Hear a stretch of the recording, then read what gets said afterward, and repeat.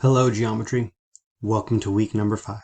So, this week, we will not have any new content or any new instruction.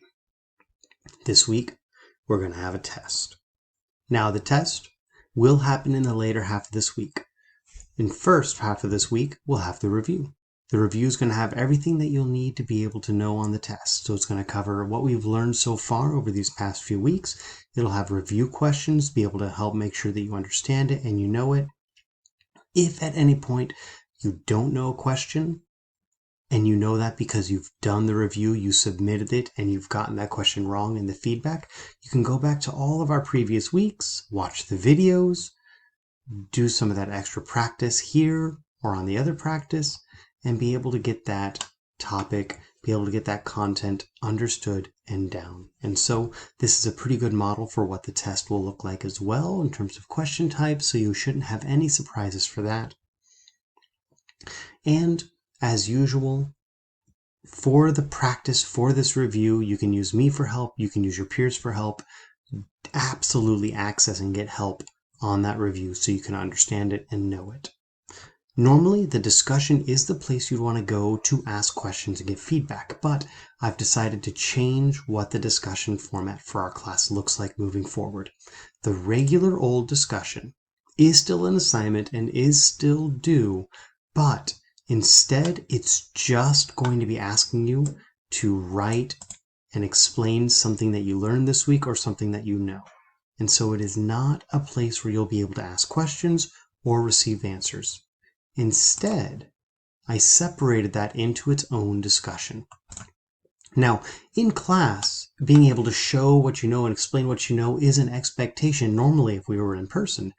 Being able to answer someone else's question is always going above and beyond. And with that rationale, I've made that now an extra credit assignment. And so you can earn up to 5 points of extra credit. 1 point just by typing in and asking a question. The more specific you make it, the easier other people will be able to answer it, and you will actually be able to gain something as a result. So actually reference what question it is, where you felt like you got stuck on it. That way other people can answer it specifically with what you need. So if you're the person answering questions, because you can ask questions and answer questions, you will earn an extra credit point for answering a question. You can answer multiple questions. If someone's question has already been answered, you can answer it as well. A question can be answered multiple times. And so that is how you'll be able to earn that extra credit. It's how you'll be able to help each other out. And if you're the one person answering it, try to explain it in a way that'll make sense for them and really help them out. So I hope that makes sense. Don't hesitate to email me if you have any questions as well. I want to be able to support you guys the most and the best that I can. And I'm looking forward to working with you guys this week, helping you out.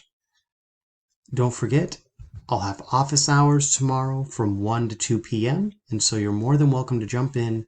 I'll be able to explain primarily the content that's review. So not necessarily anything on the review itself, because we'll be able to focus on that when we get to Wednesday and Thursday's live sessions. But if you're stuck on anything from 1.3, if you're stuck on anything from 1.1, I'll be able to help explain, go into detail, and support you guys wrapping up those previous weeks, catching up on your missing assignments, and really feeling prepared to end this week strong with our test.